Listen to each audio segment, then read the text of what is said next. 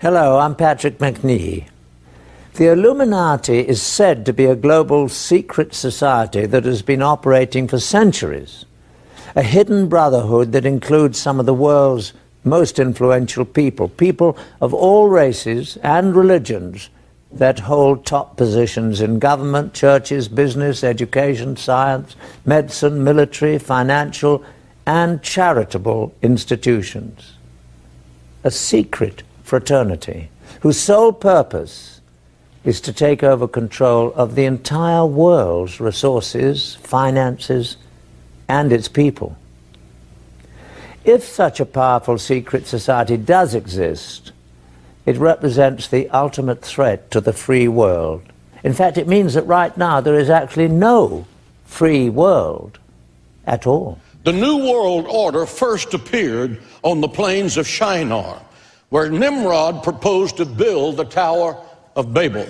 Its purpose was to defy God's authority over men, to cast God out of their lives, and to usher in the occultic world and welcome the Prince of Darkness to rule the earth. The Tower of Babel, which means confusion, was covered with occultic symbols of the zodiac as its decoration. The second appearance of the New World Order came when Satan met Jesus in the wilderness, and he said, "If you will fall down and worship me, I will give you the kingdoms of this world." Now understand this, Satan had been given geographical control of this part of the universe, and he had it within his power to do exactly what he said. Satan was cast out of heaven. He became the Prince of Darkness. Prince means someone in authority in his kingdom. Wherever there is spiritual darkness, Satan has authority. Get that in your mind. That's why Jesus said to the church, "You are the light of the world. Let your light so shine before men that they may see your good works and glorify your Father which is in heaven." Continuing the historical progression of the New World Order. Out of the European history comes the Illuminati, meaning enlightened. A super secret organization of international financial power brokers in Europe that had as their goal a world empire and a new world order. Their leadership consisted of Satanists and atheists. Ironic that followers of the Prince of Darkness thought of themselves as the source of light, until you look at the Bible and recognize that Satan himself disguises himself as an angel of light. Their objective, the Illuminati, was to kick God out of society and that man should rule it. If you have a United States dollar in your wallet, it bears the phrase "One World Order," the seal that was adopted by Congress in 1782. The seal that's on the left depicts an unfinished pyramid with an all-seeing eye at its top in a blaze of glory. Beneath that pyramid are three Latin words, Novus Ordo Seclorum, which means New World Order. The designer of the Great Seal was Charles Thomson, member of the Masonic Order who served as Secretary of the Continental Congress. This pyramid has special meaning to the Masonic Order, even as crystals and pyramid power hold occultic significance for the followers of the New Age. To some, the all-seeing eye represents providence. To others, it represents the eye of an ancient Egyptian deity, Osiris. After World War I, the war to end all wars, President Woodrow Wilson pronounced the League of Nations in man's relentless pursuit of a one world government. There was no support for it, and it failed. Next on the stage of history came a man by the name of Adolf Hitler, and he told the German people he would bring to Europe a new order that would last 1,000 years. He dragged Europe into the bowels of a living hell, and he turned Europe crimson red with the rivers of human blood. Hitler's SS Corps and his followers were occultists and Satanists. The objective, to cast God out of society and to allow the Prince of Darkness to rule the earth for 1,000 years. Then came the Communist Party, pledging a new world order, an atheistic, God-hating, evil empire that collapsed like a house of cards. Russia is now trying to make a comeback as a superpower. so that they can lead the Islamic nations against Israel, as described by the prophet Ezekiel in chapters 38 and 39. Now comes the United Nations, who wants a new world order. What does it mean? Listen to the words of Brock Chisholm, former director of UN World Health Organization. Quote, "To achieve world government, it's necessary to remove from the minds of men their individualism, to remove loyalty to the family, national patriotism, and religion. Objective, to cast God out of society." Are we hearing right? The United Nations is the Tower of Babel, not Babel, Babel, as in yakety yak. It is really the bully pulpit of tin-horn dictators on the Hudson. It's the house of political prostitutes who have sold themselves to someone else, and they think they're ready to rule the world.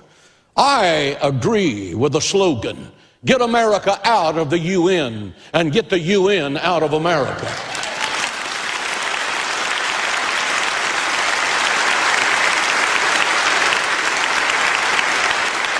Listen closely.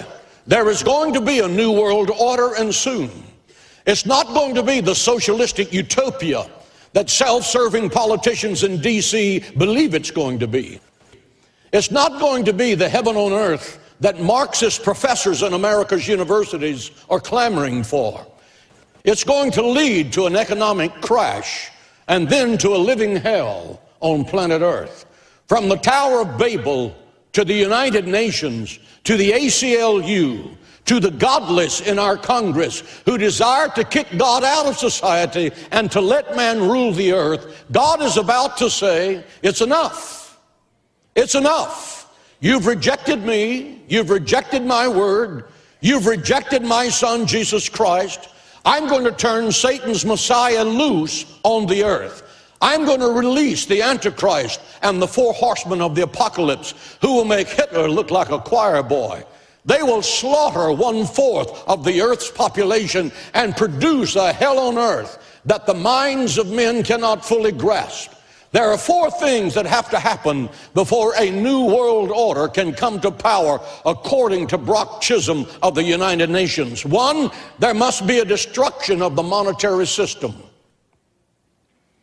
I believe America's economic problems are not created by market conditions. I believe that they have been planned and orchestrated to devalue and to destroy the wealth of the dollar. It does not take a rocket scientist to understand the basic economic concept that excessive debt leads to bankruptcy. How many of you know that when you spend more than you make, you go broke?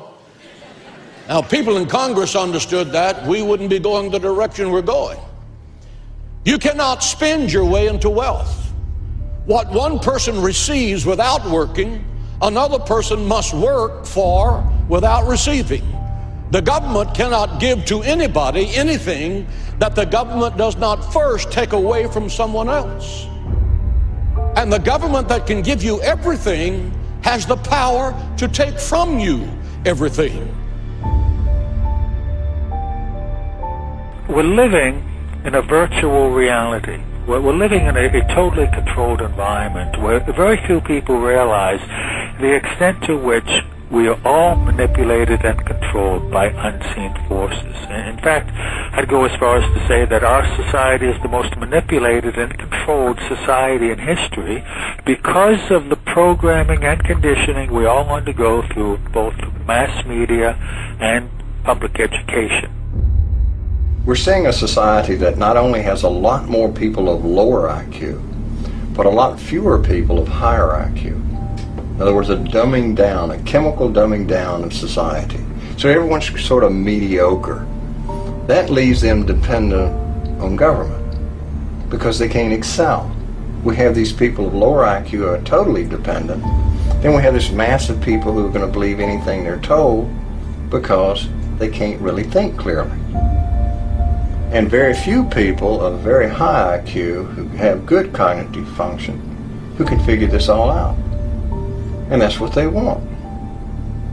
So, you can kind of piece it together as to why are they so insistent in spending so many hundreds of millions of dollars of propaganda money to dumb down society? Oh yes, and music is a whole another area that employs these techniques. Popular music, all popular culture, movies, TV, music, they carry messages, and it's not just entertainment. Entertainment is not value-free. It has ideological content. It presents a worldview that influences the people who are watching or listening. So we've got this disconnect, thinking that entertainment is harmless when it's the most important delivery system of propaganda, because it influences people without their conscious awareness, and that's the ultimate in controlling people in society, is to do it without them being aware of it. I tremble.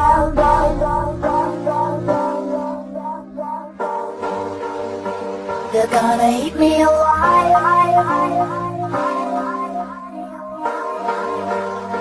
if I stumble.